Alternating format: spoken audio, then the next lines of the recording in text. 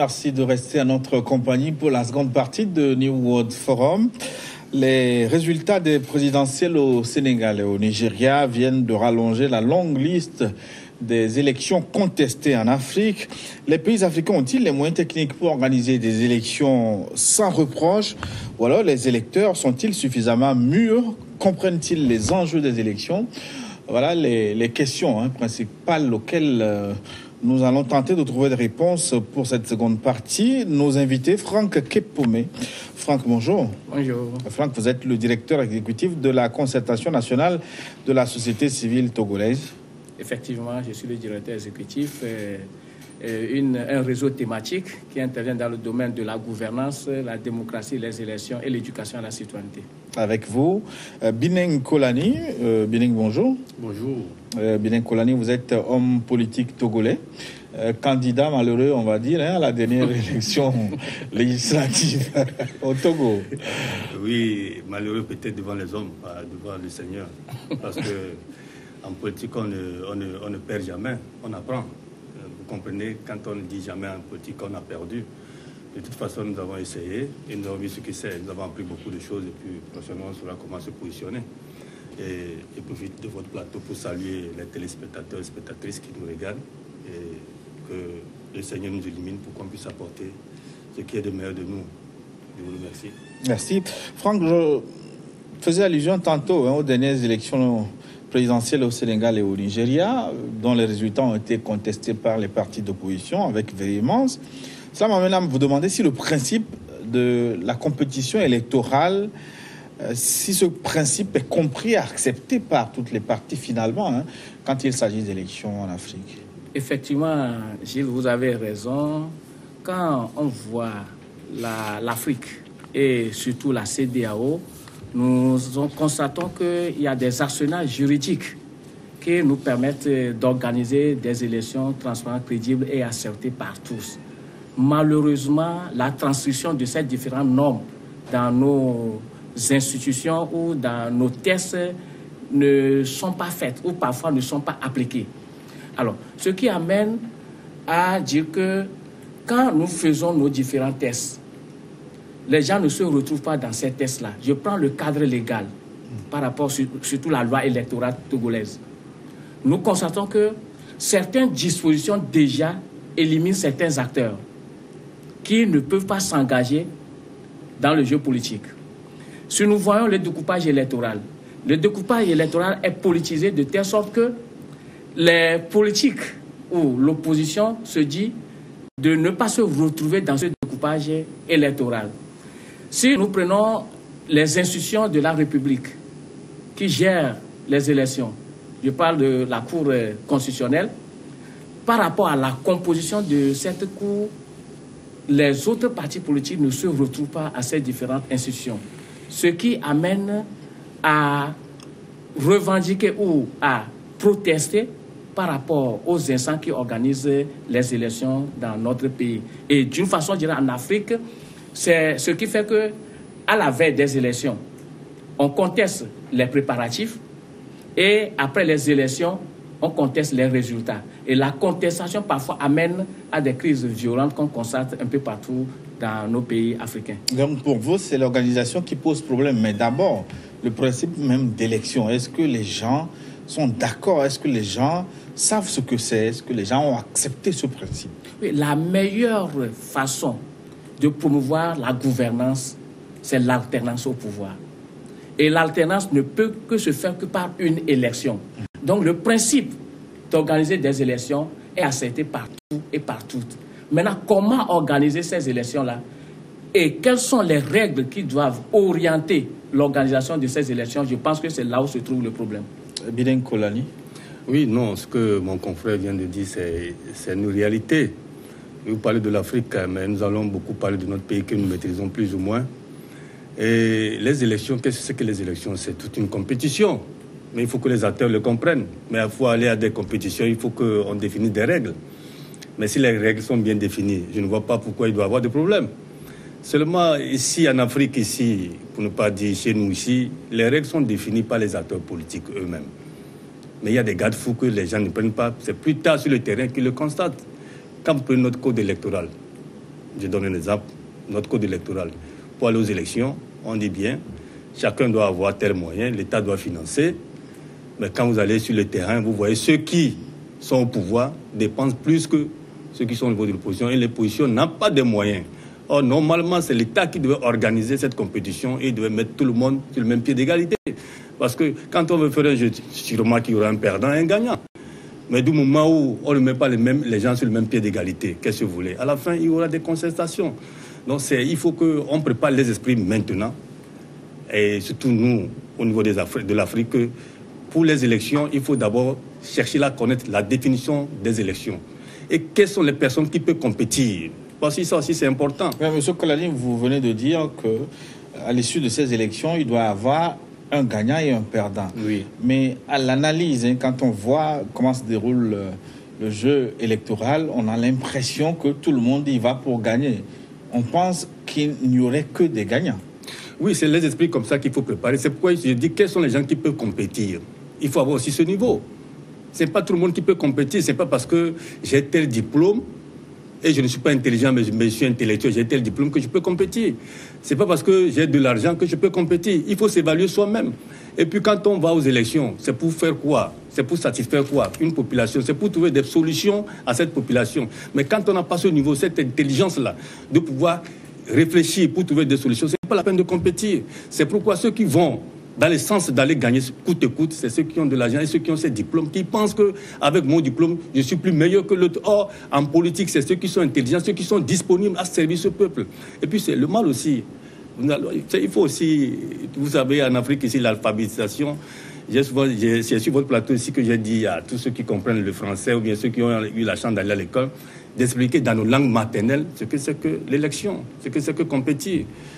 Puisque si on ne définit pas ça à nos parents, quand ils voient que c'est son fils qui est en train de compétir, et tous ils vont voter pour le fils, parce qu'il y a des votes par identification, par religion, par ethnie.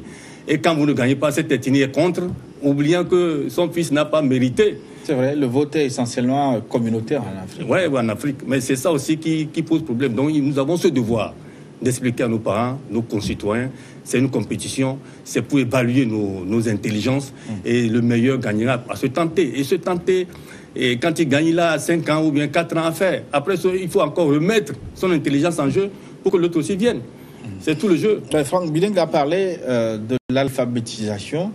Est-ce que vous pensez que ça joue dans la compréhension que les citoyens ont de la compétition électorale? Parce que de cette compréhension doit dépendre leur comportement vis-à-vis de l'issue des élections. Oui, vous savez, lorsqu'on parle d'élections, il y a la demande et l'offre. Donc, les partis politiques offrent tout ce qu'ils peuvent faire aux citoyens, et les citoyens, par rapport à ces différents programmes, si ces citoyens se retrouvent dans le programme, votent le parti. Normalement, c'est ce qui doit être fait. Merci. Malheureusement, ce que sont constate d'abord, les partis politiques sont vraiment ethnicisés, claniques et communautaires, comme vous l'avez souligné. Et par conséquent, le vote est ethnique.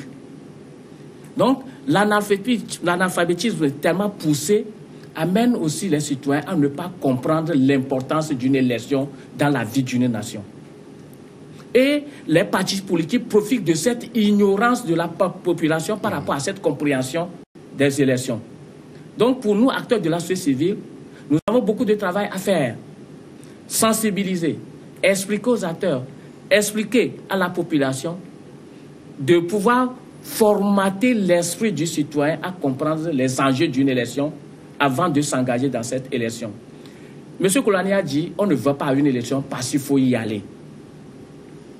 On va à une élection parce qu'on a une vision pour sa nation. Malheureusement, les partis politiques, la conquête du pouvoir, c'est de satisfaire premièrement leurs besoins. Et dans la satisfaction de ce besoin, peut-être le citoyen peut se retrouver dedans. Et c'est là les partis politiques disent que, voilà, par rapport à ceci, nous avons satisfait aux besoins de la population. Donc en clair, les électeurs ne sont pas suffisamment mûrs, hein, ils ne comprennent pas assez les enjeux électoraux. Effectivement, si je prends 2007, où avec l'assistance électorale des Nations Unies. Vous parlez du Togo. Hein? Je parle du Togo. On a donné la chance aux acteurs de la société civile de sillonner tout le terrain et d'expliquer à la population les enjeux d'une élection législative.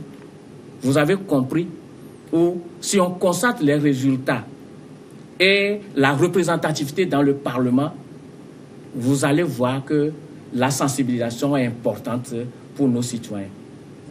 Ça veut dire qu'on doit être d'accord avec l'autre qui pense que l'Afrique n'est pas mieux pour la démocratie, non? Non. Vous savez, et mon frère vient de dire quelque chose qui est important, mais c'est pas seulement... Les politiciens aussi ont le même devoir que la société civile. Hein, parce qu'on est société civile d'abord avant d'être politicien. Et puis pour faire de la politique, par définition, c'est une science. C'est là. La science, c'est l'exactitude de la chose. Là, c'est ceux qui ont la capacité d'imaginer, de créer, de trouver des solutions à des situations bien déterminées, bien données. À tout moment, il peut trouver une solution. Mais quand vous êtes incapable de le faire, ce n'est pas la peine de vous aventurer en politique. Vous comprenez? Mais ici, en Afrique, comme vous êtes en train de le dire, les gens vont en politique pour s'enrichir, pour chercher de l'argent. Vous comprenez? C'est comme c'est une entreprise où les gens vont chercher de l'argent. Ce n'est pas comme ça sur les dossiers. Oui, nos aînés ont mis pied à l'école, ils ont eu des diplômes chez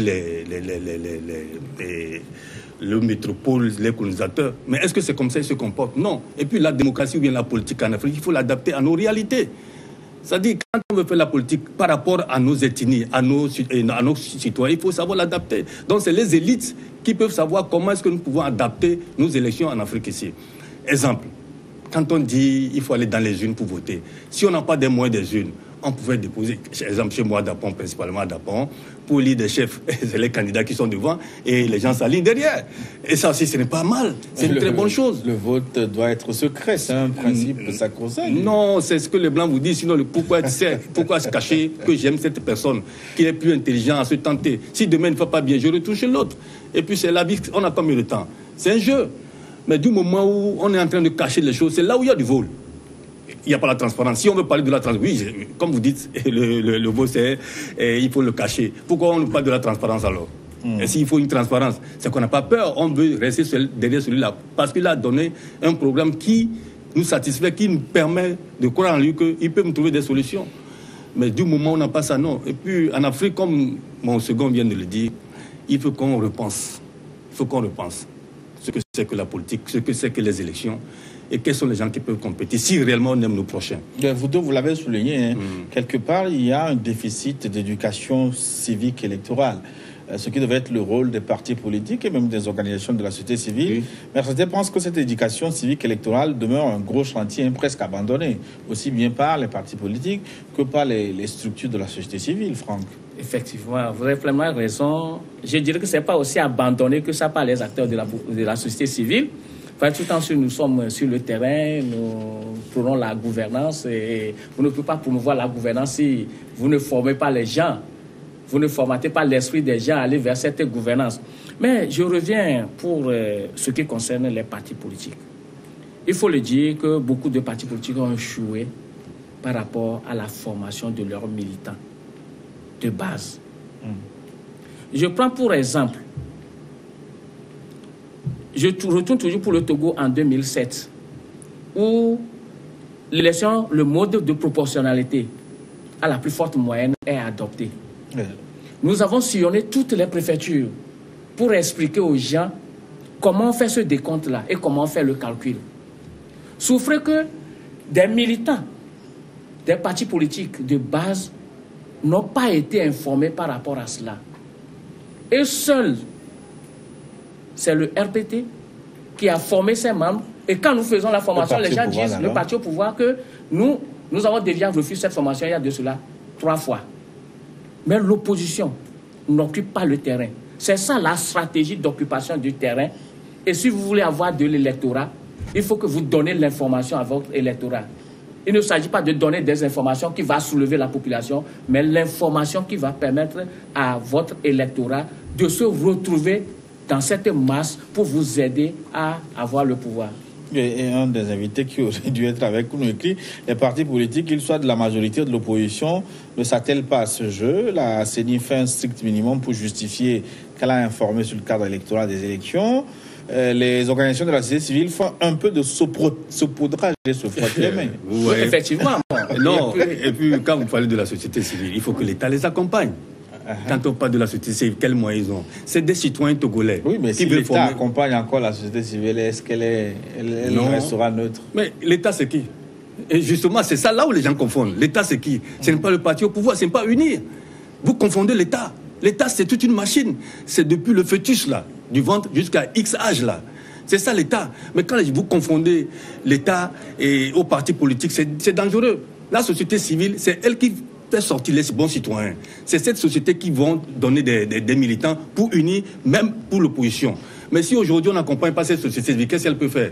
Mais il faut qu'on se dise certaines vérités. Dans notre pays, là, il faut que l'État sache que ce n'est pas un parti politique. Parce que, oui, justement, un parti politique a gagné, qui prend les rênes du pouvoir pour un moment donné. En ce moment, il est obligé de satisfaire tout le monde. Ce n'est pas ses militants. Mais si on n'arrive pas à laver nos mentalités, on reconvertit nos mentalités, ça serait dangereux pour cette société. Hein? Donc, moi, je dis bien, la société, il vient de dire quelque chose qu'à l'époque, le RPT, qui est devenu UNIR aujourd'hui, a formé ses militants. Avec quels moyens? Les moyens de l'État. Oui, mais vous n'en savez pas grand-chose. Non, vous savez. Vous n'êtes pas au sein. Non, je suis togolais il y a longtemps. Non, vous savez, nous savons ce qui se passe. Vous ne militez pas dans UNIR. Non, vous savez, justement. Ou bien avez-vous audité les comptes de Non, un vrai parti politique doit aller à l'information et de savoir ce que son adversaire fait sur le terrain. Et ce qu'il utilise comme moyen. C'est ce qu'il a comme moyen. C'est ce qu'il a comme moyen. Vous voyez, prenons le cas même du Madagascar, pour aller aux élections présidentielles. Le chef de l'État démissionne 3 mois avant. Pour ne pas utiliser les moyens de l'État. Vous comprenez? Là, ils ont l'esprit élevé. Ça prouve à quel niveau les gens veulent faire la compétition. Mais ça n'a pas empêché les contestations. Mais de toute façon, cette contestation, elle est mineure par rapport à chez nous. Au moins, ils n'ont pas mis les moyens de l'État. Et celui qui était au pouvoir, c'est lui qui n'a pas gagné aussi. Vous voyez, si on donnait les mêmes moyens à tout le monde ici, on pouvait comprendre. Mais ici, c'est parce que c'est l'État. On le confond au parti politique et c'est lui qui doit toujours gagner. Et il prend les moyens de l'État pour l'utiliser. Et personne ne peut lever son doigt. Tout le monde est féodé. Et effectivement, par rapport à ce que M. Koulani a dit, l'État, c'est qui? L'État utilise l'argent de qui? Du contribuable togolais. Et l'argent du contribuable togolais doit servir à former les Togolais, à éduquer les Togolais par rapport aux élections. Il y a une loi la loi de financement des partis politiques. Mais qu'est-ce qui empêche qu'il faut une loi aussi pour financer les organisations de la société civile, pour faire une éducation électorale sur le terrain? Si nous avons remarqué tout le temps que avant chaque élection, il y a des problèmes. Après les élections, il y a des problèmes. Cela suppose que l'éducation électorale manque. Les organisations de la société n'ont pas les moyens.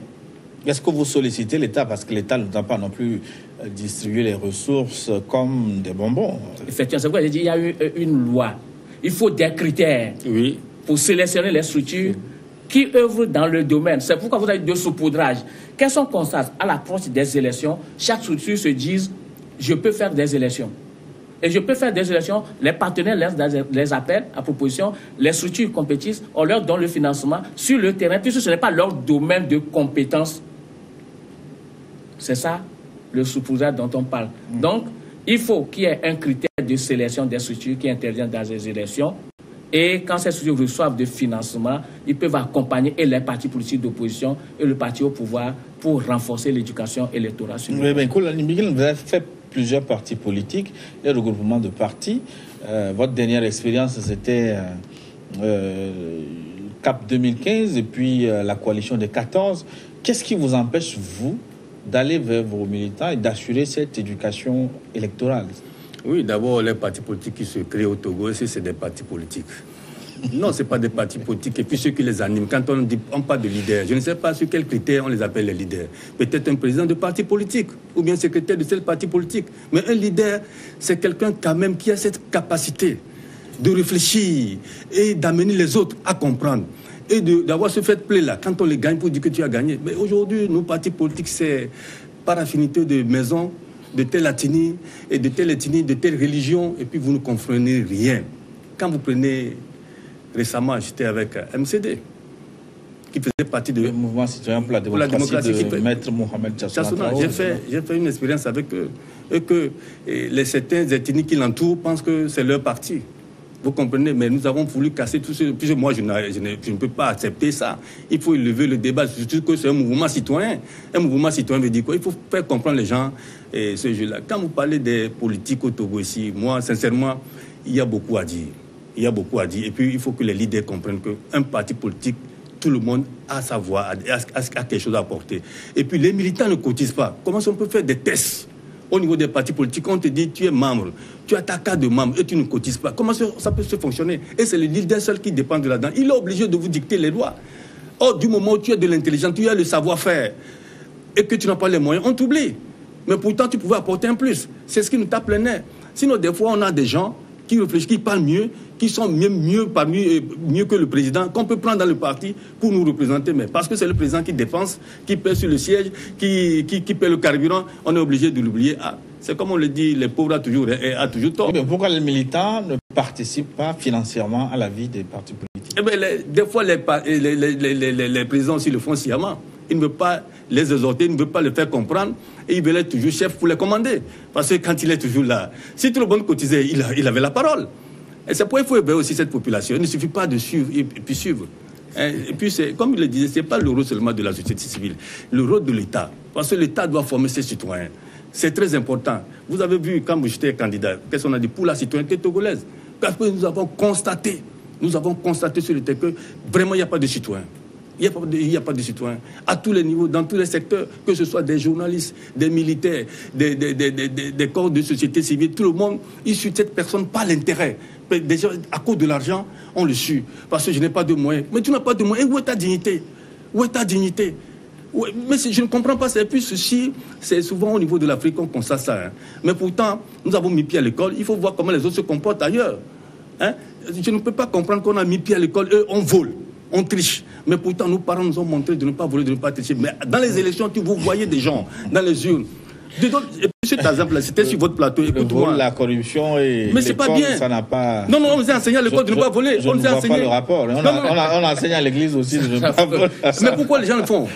C'est le problème de la gouvernance interne aux partis politiques aussi. Mais je voudrais qu'on parle maintenant de l'organisation même de ces élections pour voir si c'est ça qui pose problème. Est-ce que les pays africains ont les moyens techniques d'organiser des élections sans reproche? Franck Epomé, je commence avec vous. Vous savez, les Africains ont des compétences énormes en matière électorale. Quand vous allez au système des Nations Unies pour l'assistance électorale, vous allez constater que la majorité sont des Africains. Oui, mais c'est quelques cadres issus de différents pays. Effectivement, c'est pourquoi il y a l'assistance électorale. Quand vous voulez mettre en place un organe de gestion des élections et vous ne prenez pas des gens compétents pour gérer cet organe, parce qu'organiser une élection n'est pas de l'amateurisme. Il faut avoir des expertises en la matière. Mais ce qu'on constate en Afrique, la composition de nos organes de gestion des élections est purement politisée. Et ce qui fait que les débats politiques se transposent dans cet organe de gestion au lieu de faire un travail technique. C'est pourquoi dans d'autres pays, on prône un organe indépendant, vraiment indépendant. Ça veut dire que c'est un appel qu'on lance, on recrute des experts en la matière et ces experts prêtent serment, le vrai serment, et sont redevables au peuple. Et maintenant, on les apprécie par rapport à leur travail technique. Oui, mais certains ne sont pas d'accord avec votre avis. Moi, j'ai eu quelqu'un qui m'a écrit: les pays africains disposent souvent des moyens techniques pour organiser des élections, mais pas de techniciens des questions électorales, des vrais professionnels pour s'occuper des élections. Oh, Gilles, je suis bridge, donc bâti des ressources en démocratie, élection et gouvernance. Et vous voyez en Afrique, par rapport, je l'ai dit, à l'assistance électorale, pour d'autres pays, le Sénégal, autres là, quand ils viennent, ce sont des techniciens en matière électorale. La CENI togolaise, pour des formations en matière de la gestion des élections, ce sont des Africains qui sont venus les former. C'est que nous avons les compétences. Il y a la compétence et il y a aussi la façon où votre foi que vous mettez dans le travail que vous voulez faire. Donc il y a les compétences. Vous voulez dire qu'il n'est pas fait appel à ces compétences ou... Effectivement. Puis je prends l'exemple de notre pays. La CENI est purement politisée. Oui.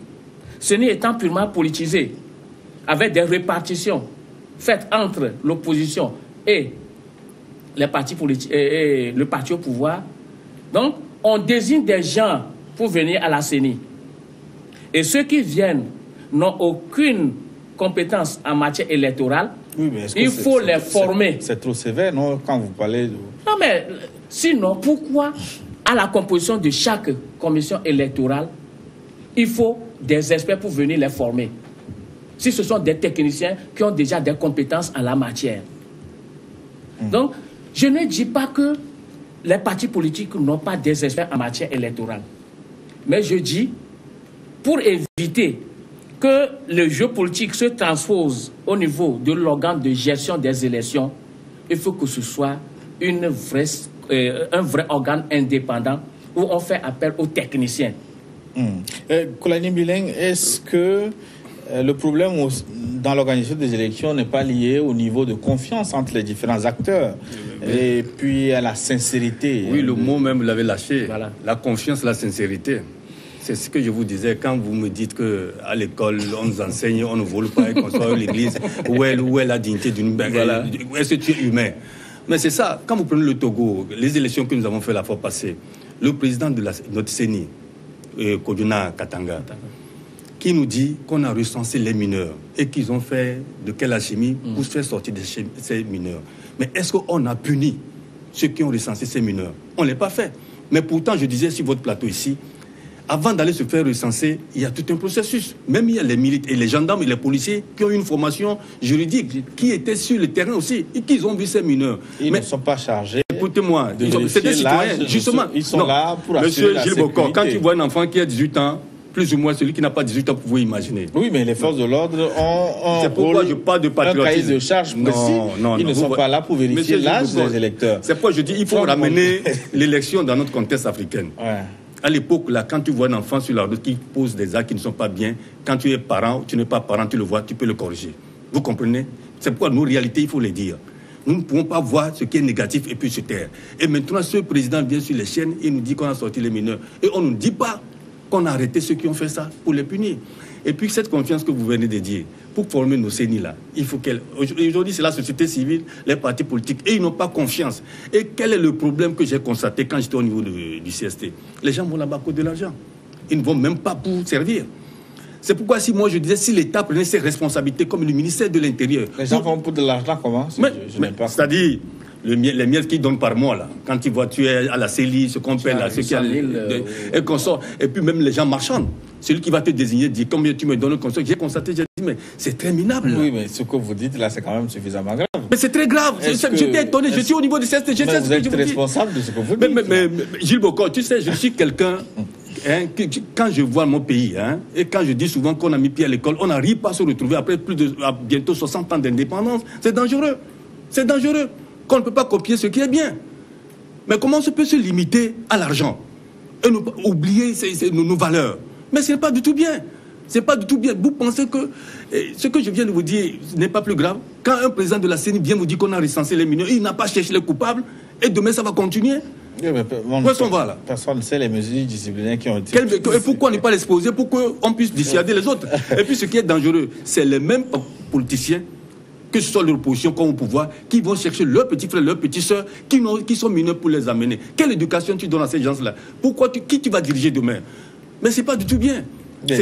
Franck, est-ce que du côté de la logistique, des moyens techniques et technologiques, on va dire même, est-ce que nos pays sont outillés pour organiser de bonnes élections? On a vu la dernière fois avec le Nigeria qui a dû reporter ces élections d'une semaine, ce qui était quand même grave, reporter in extremis à cause des moyens logistiques. Ça veut dire qu'on n'est pas quand même bien outillé pour organiser des élections. Effectivement, le monde évolue, il faut évoluer avec le monde.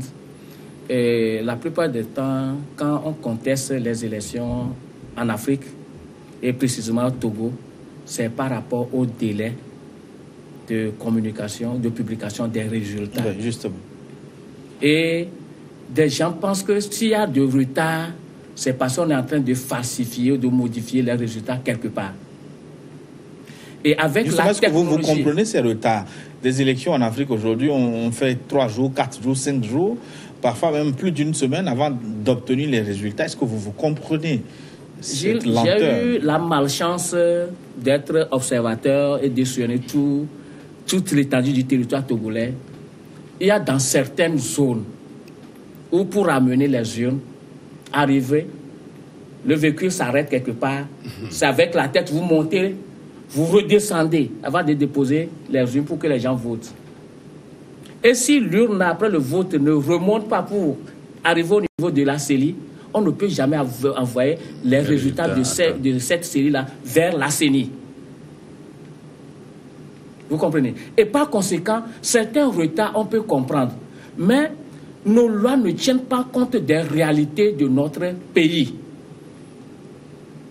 Et on fait des lois parce qu'on nous dit, quand on fait les élections, 48 heures après, 72 heures après, on doit proclamer les résultats provisoires. Mais si la compilation n'est pas faite au niveau des CELI, et que les CELI envoient au niveau de la CENI, et que la CENI fait aussi la compilation, on ne peut pas donner les résultats. Mais pourquoi ne pas faire recours aux moyens techniques? Aujourd'hui, en matière, comment on va dire, d'argent, on utilise le téléphone mobile. Vous voyez, c'est la volonté. Pourquoi ne pas introduire la technologie dans... Il faut la volonté d'abord des dirigeants. C'est pourquoi je parle toujours de l'État. Il faut la volonté. Si nous avons cette volonté d'organiser les élections pour donner des résultats fiables, il n'y a pas de problème. Mais cette volonté, il n'y en a pas. Les gens ne veulent pas, les gens ne sont pas sincères. Ils veulent rester au pouvoir, ils veulent toujours rester. Mais bon, il n'y a aucun instrument pour mesurer la sincérité. Ouais, non, monsieur Gilles, il y a des... Comment c'est un politicien, il sait de quoi il parle. Non, pourquoi dire que... On ne peut pas... Qu'il ajoute qu'il pense ou il a constaté. Vous voyez, si réellement on veut organiser bien les choses, on va le faire. Moi, je nous accuse. Moi, je dis bien que si nous-mêmes, nous sommes prêts à organiser les élections sans violence, que ça soit transparent, nous pouvons le faire. Nous avons les moyens, nous avons cette capacité de réfléchir. Je viens de vous donner des exemples banals. Si on n'a pas les urnes consorts, ce qu'on peut faire, on peut me dire que c'est archaïque. Mais réellement, il y a une transparence. Maintenant, si nous avons la volonté, tout le monde sait bien que nous voulons faire des élections telle année.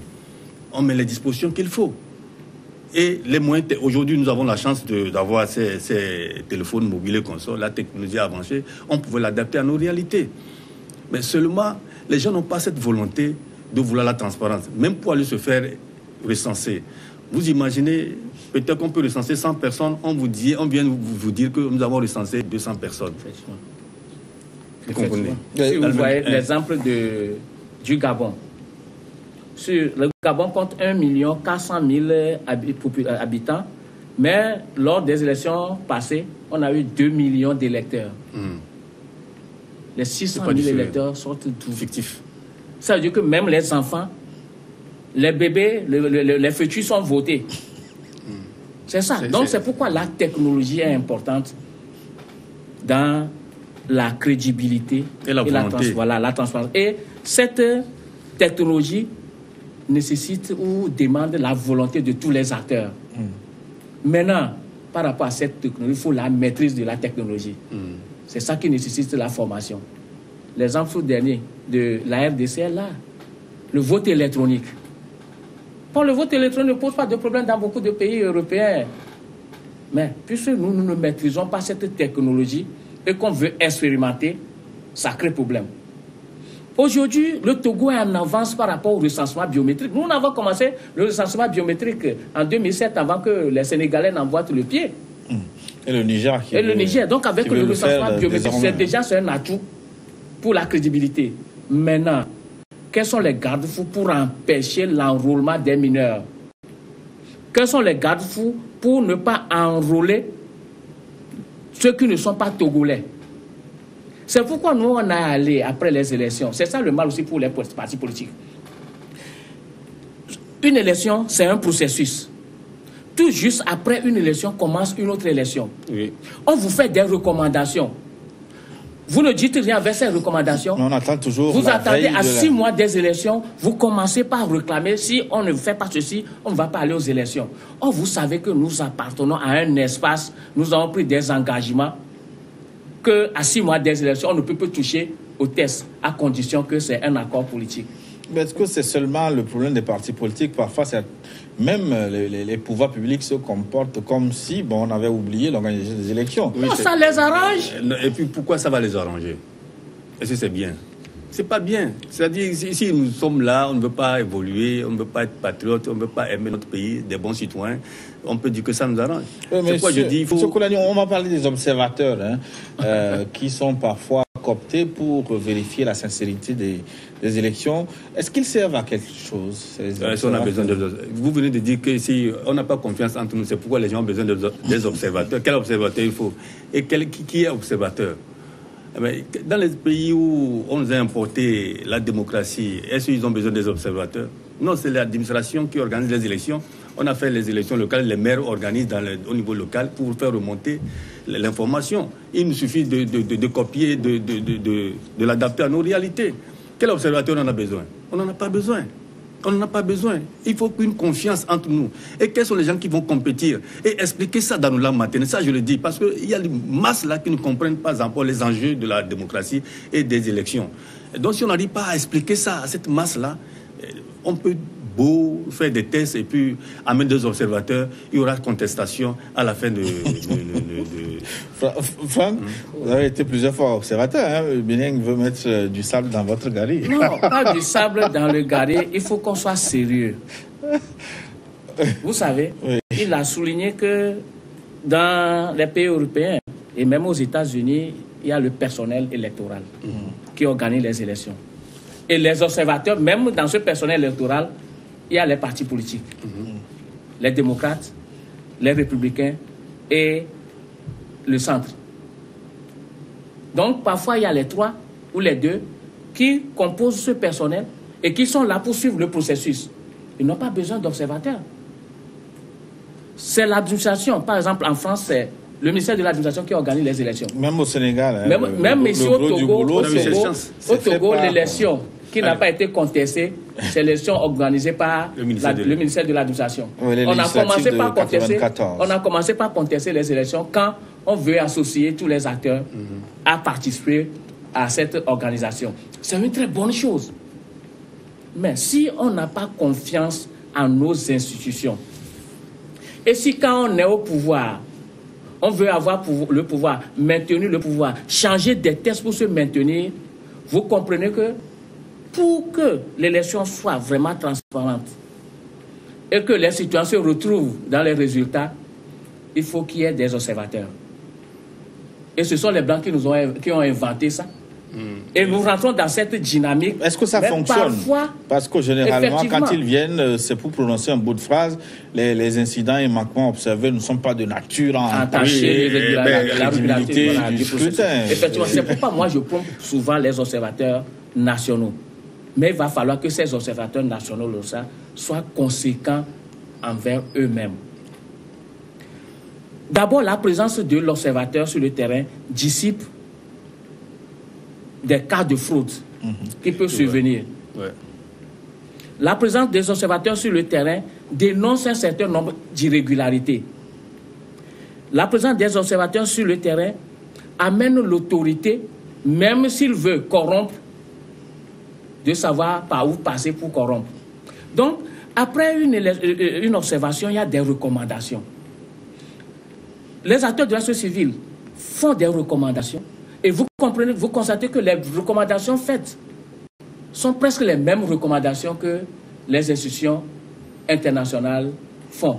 Mais malheureusement, et les partis politiques du pouvoir, le parti politique du pouvoir et de l'opposition ne se retrouvent pas dans les recommandations faites par la société civile. Cela veut dire qu'on n'a pas confiance en nous-mêmes. Oui, mon frère, vous savez... Oui, mais est-ce que le système des observations électorales, est-ce que ce n'est pas devenu une forme de business aussi? Oui, c'est ce que je voulais amener. Oui, l'argent circule aussi là, et puis c'est pas bien. Vous savez, moi ici, on a échoué. D'abord, on a commencé par les élections. C'est le ministère de l'Intérieur qui a organisé. Nous avons vu ses limites. On a pris les politiciens, nous avons vu leurs limites. Aujourd'hui, il faut vraiment donner ça à la société civile. Une CENI libérale, qui soit technique, indépendant. Vous voyez, les corps constitués. Où allez-vous trouver cette société civile quand pour les coopter, c'est au parti politique qu'on fait recours? C'est pourquoi nous avons fait une proposition au niveau de MCD, on a fait une proposition. Vous savez, pour une CENI, on cherche les corps constitués. On voit les journalistes qui envoient leurs éléments. On voit les journalistes avocats. Aussi, on sait, on a tous les bords. Pas tous les journalistes. Quand vous parlez des journalistes aujourd'hui, on vous dit, il est de quel bord? Oui, non, vous savez, on ne peut pas en finir en Afrique. On ne peut pas en finir. Quand on veut écouter des gens, on ne peut pas en finir. Mais de néanmoins, on sait que quand on prend un journaliste, un avocat, un huissier, celui de la société civile, les imams, les prêtres et consorts, pour constituer tout un corps, je pense que la population peut se retrouver. Surtout que nous avons nos réalités, c'est ce que je suis en train de dire. Si on le fait, vous allez voir ce que nous allons donner comme résultat. Sinon, aujourd'hui, on n'a pas confiance l'un pour l'autre. Même si ce qui est sorti des unes, on nous dit que c'est ce qui est sorti, il n'a pas confiance à l'autre. Pourquoi? Et cette manque de confiance-là qui fait que nous n'avançons pas. Franck? Oui.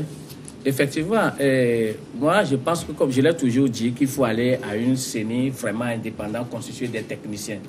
On ne peut pas coopter des techniciens. Maintenant, quand tu es à la CENI, il y a un cahier de charge. Vous devez respecter le cahier de charge et vous êtes payé par rapport à votre prestation. Et si on constate qu'il y a une défaillance dans l'exécution de ta mission, il y a les sanctions qui sont là. Et la justice applique la loi. Et on va comprendre que les gens... Quelqu'un avait proposé de rendre les fraudes, de criminaliser les fraudes électorales. Effectivement, il faut le faire. La loi a prévu tout ça là. Pourquoi on ne les applique pas? On a un enrôlement des mineurs. Si on t'arrête, il y a telle amende qu'il faut payer ou tu fais tel mois de prison. Oui. Mais si on constate et allègrement on est à l'aise avec ça, on évolue. Un président qui dit qu'on a constaté qu'il y a un enrôlement des mineurs. Oui, mais vous avez constaté, ça veut dire qu'il y a des preuves. Corrigé ne veut pas dire sanctionner. Ça veut dire que pour la prochaine fois, il y aura récidive. Les gens vont revenir encore pour faire la même chose. Mais on va terminer avec les perdants aussi. N'en font-ils pas trop finalement? Est-ce qu'il ne manque pas de fair play parfois? Je vous ai envoyé à la figure de cas, le Sénégal ou le Nigeria, où les résultats ont été contestés avec véhémence. Oui, pour le Sénégal, vous savez, c'est pourquoi ceux qui sont au pouvoir font tout pour conserver le pouvoir. Et ils ne laissent pas la main libre aux citoyens de compétir. Oui, mais au Sénégal, par exemple, est-ce que quelqu'un a été empêché de compétir? Oui, vous avez vu, quand on a empêché Karim Wade...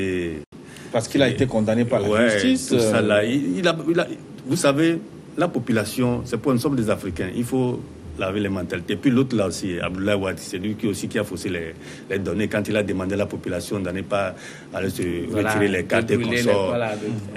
Tout ça aussi, ça a faussé le débat. C'est pourquoi le peuple ne se retrouve pas. Mais de toutes les façons, il est temps quand même qu'on comprenne que quand on va à ces élections, il y aura un perdant et un gagnant. Mais que ce soit clair, le jeu soit clair. Il ne faut pas empêcher les uns les autres de ne pas compétir. Si on n'arrive pas à comprendre ça en Afrique, et chaque fois nous allons avoir... Mais est-ce qu'il n'y a pas un problème dès qu'un opposant est rattrapé par la justice, on pense que c'est un problème politique? Est-ce que ce n'est pas une tare aussi à corriger? Oui, même ceux qui sont au pouvoir aussi commettent des erreurs, mais on n'arrive pas à les arrêter. On dénonce, mais on n'arrive pas... Des fois, eux-mêmes, ils dénoncent leurs prochains. On n'arrive pas à les arrêter. Et maintenant, quand c'est l'opposition, on l'arrête. C'est là où on dit qu'il y a 2 poids 2 mesures. C'est tout ce qui frise. Mais aujourd'hui, moi, je dis ceci. Il faut qu'on comprenne que personne ne viendra le faire, surtout les Africains. Nous regardons ailleurs. Nous avons nos réalités. Personne ne viendra le faire si on ne s'arrête pas pour réfléchir, pour comprendre ce que c'est et définir les jeux. Qu'est-ce que c'est que l'élection? Qui peut compétir? Quels sont les gens qui peuvent... Quel est le jeu qu'il faut pour mettre les gens sur le même pied d'égalité? On aura toujours ce problème. Donc moi, je nous accuse, nous qui avons la chance de mettre pied à le cœur, nous accuse. Il faut que chacun retourne à lui pour savoir qu'est-ce qu'il peut apporter à ce pays-là. Ne reste pas ailleurs pour critiquer les autres. Nous pouvons faire des constats, on ne peut pas juger. Mais quand tu fais des constats, tu trouves que l'autre n'a pas bien fait. Qu'est-ce que toi tu peux apporter pour améliorer? Mais ceux qui sont là aussi, qui nous écoutent, n'ont qu'à apporter leur plus. L'essentiel n'est pas de dire qu'on est au pouvoir, on veut le conserver, on passera par tous les moyens. S'il faut frauder, il faut frauder. Tu fraudes jusqu'à quand? Et puis tenez-vous bien, Gilles, sans vous mentir, quand tu fraudes pour gagner, vous n'avez pas cette chance de mieux gérer la population. Vous n'avez pas cette chance. Surtout les toits, si tu voles, tu triches. Pour avoir quelque chose, tu ne peux pas avoir la lumière pour gérer. C'est ce que nous avons comme conséquence dans nos pays en Afrique. Oui, Franck, les oppositions manquent-elles de fair play? Élection de façade, fraude électorale, élection gagnée d'avance. Oui. C'est ce qu'on a l'habitude d'écouter après la proclamation des résultats.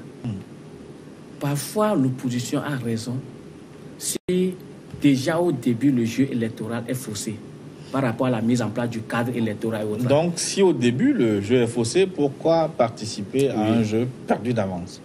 Oui, vous savez... Quand on y va, c'est parce qu'on croit avoir des chances de gagner. Il ne faut pas laisser, effectivement. On croit avoir la chance. Oui. Et aussi, quand vous laissez l'autre seul faire, vous donnez l'impression de lui laisser un boulevard. Et deuxième, ce qu'on constate, c'est que en Afrique, parfois les partis politiques d'opposition sont reconnus pour rejeter les résultats des élections. Ils sont dans cette stratégie. Après les élections, même déjà à midi, ils disent qu'on ne va pas reconnaître les résultats. Alors qu'on n'a pas encore fermé les bureaux de vote, fait les décomptes dans les bureaux de vote. Et déjà, ils se disent non, on ne va pas se reconnaître dans les résultats. M. Konan a dit que parfois l'élection ou créer un parti politique, c'est de chercher de l'argent. Et que parfois certains partis politiques font cela pour amener le pouvoir à négocier avec eux et à mettre à leur disposition certains moyens pour évoluer. C'est pourquoi vous conseillez, moi, ça me fait très mal si parfois dans certains pays les élections sont bien organisées et que l'opposition rejette les élections. Et les résultats plutôt. Et si on vous demande des preuves, ils n'ont pas des preuves conséquentes pour étayer la preuve de ce qu'ils disent. C'est ça qui est un peu mal. C'est ça qui est un peu mal. Donc, on doit aller à cette école de reconnaissance de sa défaite. Et vous reconnaissez la défaite, appréciez celui qui a gagné et demandez de faire mieux pour l'intérêt supérieur de la nation, étant donné que vous aussi, vous voulez travailler pour votre pays. Oui, c'est ce que Binin Kolani a fait, hein, après avoir échoué aux dernières élections législatives. C'est l'honnêteté intellectuelle. Après avoir échoué. Oui, peut-être l'échec, vous l'avez toujours dit, mais moi, je n'ai pas échoué. Mais vous m'avez rassuré ici que vous auriez été élu, non? Oui, je vous ai rassuré. Et vous avez vu comment ça s'est passé. Moi, j'étais dans la capitale. Vous avez vu combien de personnes sont sorties pour aller voter. Pourtant, j'ai eu plus de 3000 voix. Certains ont eu 2000 et quelques, mais ils sont à l'Assemblée. C'est des réalités que nous sommes en train de vivre. De toutes les façons, bon, va à eux. Mais seulement, qu'est-ce qu'ils vont donner comme résultat quand les dés sont faussés d'avance? Quand vous avez des gens qui sont mal élus, vous ne vouliez pas, vous êtes sur place et vous créez des problèmes des uns des autres. Sinon, pour compétir, pour aller, c'est qu'on est capable d'apporter des solutions. Quand on n'est pas capable d'apporter des solutions, il ne suffit pas d'aller compétir. Hein? C'est pas parce que j'ai mon frère qui est là-bas qui peut me faciliter à être à l'Assemblée. J'ai mon frère là-bas qui peut me permettre d'aller aux élections locales. Et puis, je voulais soulever ceci sur votre plateau. Oui, mais est-ce qu'on a encore le temps? Parce que... mais c'est un coup de gueule peut-être pour ceux qui nous dirigent. Hein. C'est pour les élections locales sur la tête de nos aïeux. J'ai voulu que les politiciens ne s'y mêlent pas pour qu'on laisse la société civile s'y mêler. Parce qu'on a trop de problèmes que si les politiciens se mêlent encore à cette danse-là, nous allons avoir le chaos. Hein. Ouais, on va s'arrêter là. Merci en tout cas de votre participation à cette édition. Franck Kepomé de la Concertation nationale de la société civile de Togo. Merci Franck. Merci à vous Gilles.